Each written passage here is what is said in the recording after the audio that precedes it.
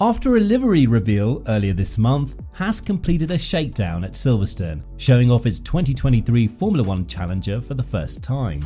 And now that we've seen the car for the first time, we can see signs of the massive overhaul that has been promised to come over the winter. So let's dig deeper into the details of the new VF23 car, how Haas has changed their upgrade approach, and how all of this will affect their performance this season.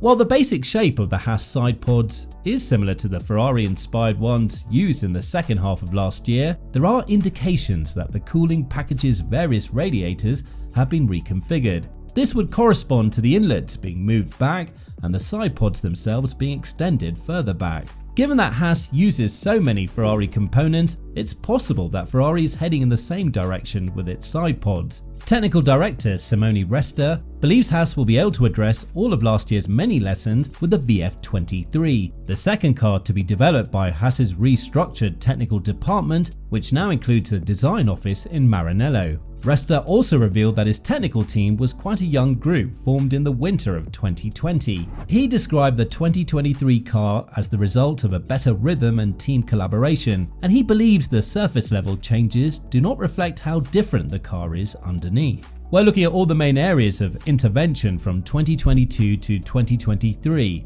says Resta. We tried to save a few of the components on last season's car, but tried to improve the aerodynamic performance of the car, improve the weight of the component, and improve the quality of the component. There's been a massive rework of the car. Some of the components don't look radically different, it's probably more a development of the 2022 car. But there is a complete rework of the car involving many components.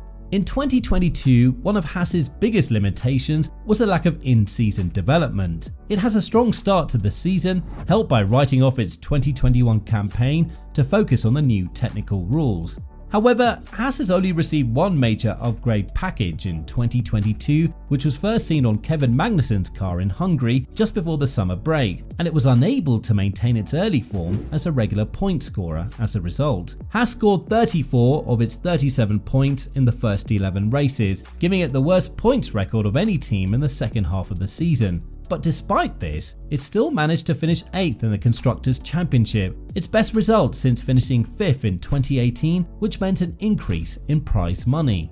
Resta claims that this has been factored into Haas's budget for 2023 and will provide additional resources to invest in the technical side, claiming that one of the goals of this new project is to be able to have a stronger in-season development program. On upgrades, I think it's probably one of the most fashionable arguments in Formula 1, and I won't spoil the surprise for anyone, he says. For sure, we'll have a stronger program of upgrades compared to last year, and we're still working on that. We're at the very beginning. We just defined the launch car, so the team is working on it. We have our roadmap, but it's very early to say exactly what we'll do and when.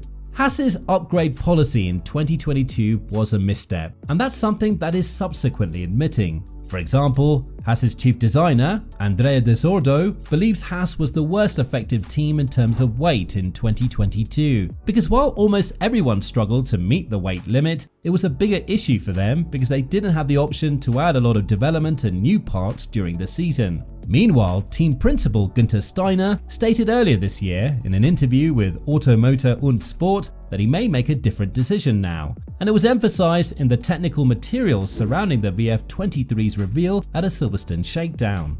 Finishing 8th in the Constructors' Championship, Haas's best result since finishing 5th in 2018, has resulted in an increase in prize money, which all of the company's senior technical figures say will have a direct impact on a more aggressive development program. However, there is a word of caution. In the cost cap era, efficiency is everything. Of course, Haas was already operating in such a world, but nothing has changed now that there's a little more money in the pot. But it's not just the prize money that will contribute to their budget approaching the cost cap this season, as Haas announced a multi-year title sponsorship agreement with MoneyGram, an American money transfer company, last October. When it first joined the F1 grid in 2016, the team lacked title sponsorship until 3 years later, when it partnered with a controversial rich energy company in an ill-fated deal that fell through mid-season.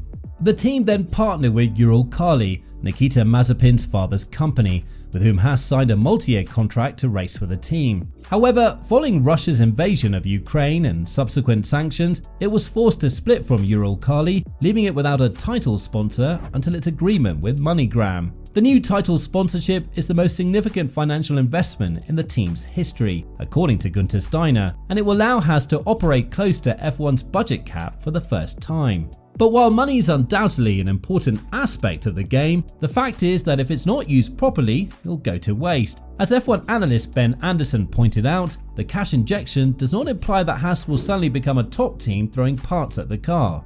For Haas, they're going to start every season with the best of what they've got really, said Anderson. I expect them to be outdeveloped by most teams, so it's all about maximising the package at the start of the season and not letting any marginal opportunities to score points slip away. But regardless of the obstacles, Haas has a real chance to return to the midfield for good this year, and one driver who could just be the key to it all is Nico Hülkenberg. The German last race in F1 full-time in 2019 with Renault, but lost his seat when the team chose to bring Esteban Ocon aboard for the 2020 season. During his absence, Hülkenberg has filled in for Sergio Perez, Lance Stroll and Sebastian Vettel, who all tested positive for COVID-19 at different times. His most recent race was the 2022 Saudi Arabian Grand Prix, where he finished 12th as a reserve driver for Aston Martin. Günther Steiner felt Hülkenberg's midfield point-scoring prowess would be a better fit for the team than Mick Schumacher's. Hülkenberg, meanwhile, expressed his excitement after driving the Haas machine in the post-season test. He admitted to feeling some physical limitations after the test, but also explained that the one day of track time was critical for him in acclimating to the demands of a full-time race calendar this season. Obviously it's good. It does show you again the intensity these cars have. Add the race to it and the competition, it's another story again. But I have a plan and I know what I have to do. Hülkenberg is a driver who has made some costly mistakes, most notably his off while chasing a podium at Hockenheim in 2019.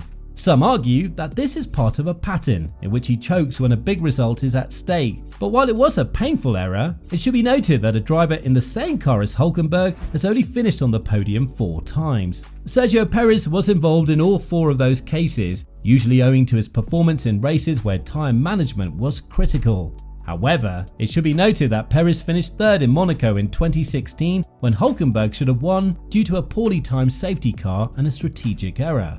But Haas is not bringing Hülkenberg in to win races, it's to score points consistently, which he's done throughout his career, finishing in the points on 97 occasions in 181 starts, including 3 4th place finishes. This includes his famous performance in the 2013 Korean Grand Prix, for which he received praise from none other than Fernando Alonso.